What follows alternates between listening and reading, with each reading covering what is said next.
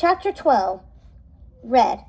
If you ask me, Chloe has a personality only a mother could love, so it makes sense that she would be desperate enough to go crawling back to find her mom, even if she's totally unwelcome at Ella's house. Chloe decided that coming off as annoying was worth it if she might receive some good advice. So against her better judgment, she ended up back at Ella's evil stepmother's chateau. But when Chloe arrived, she found a scene she never could have imagined her mom in.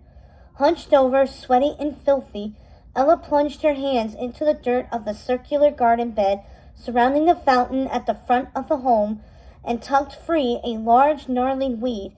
The dilapidated fountain hadn't worked in ages and was full of sludge and debris. Chloe walked up and tried to appear friendly, even though she was irritated with Red and nervous that her mother wouldn't want her there. "Hey, can I talk to you about something?" she asked Ella. Ella looked up from her work briefly and then went back to weeding. Chloe gave in. She could have guessed that Ella would react that way. "Normally I talk to my mom when I have a problem, but she's far away right now, so..." Chloe shrugged like, "Here I am." Ella just stared, but Chloe pressed on. "Say you have a friend, or not a friend, but someone you know, who's a bad person." "How do you know they're a bad person?" Ella asked. "'Cause she says so herself."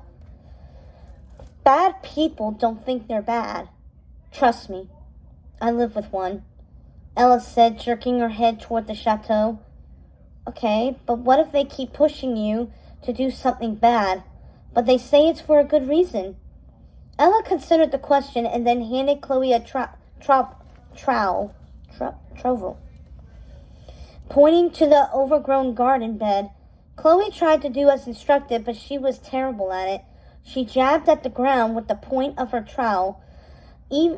Ella demonstrated grabbing a weed by the base and yanking it out, root and all. While they worked, Ella explained her perspective on Chloe's problem, that sometimes a bad action could be done for a good cause. Chloe was shocked to hear those words from her mother's mouth, almost as shocked as she was when she finally yanked out the giant weed she'd been pulling on and fell backward onto her behind. She followed Ella to a garden shed, where Ella threw open the door, bathing the tools and cobwebs inside in sunlight. Chloe struggled to keep up, unused to all the manual labor and grappling with what Ella was telling her. Chloe had always believed that if she was good things would come to her. But Ella had brought up the broken vase from the last time Chloe had shown up at her stepmother's chateau. Sometimes good people did less than perfect things, even if they didn't mean to. Chloe contemplated all this as the two carried on, turning their attention to the fountain itself. They baled out nasty bits of trash one at a time and got to scrubbing the dingy old stone. That place was starting to shine thanks to their work. Chloe questioned Ella. How far was too far? How should she compromise? Ella told her in no uncertain terms she would do whatever her heart told her was right, especially if it was for someone she loved or to save someone's life. Chloe flashed back, or forward, to her mother standing up to the Queen of Hearts in the courtyard. She had to do something to save her mom's life.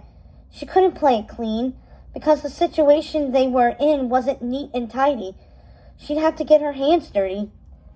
Chloe and Ella had one more task to tackle, unsticking an old hand wheel. Eventually, they got it to turn, and whoosh, water erupted from the jets and arced through the air, filling the fountain's success.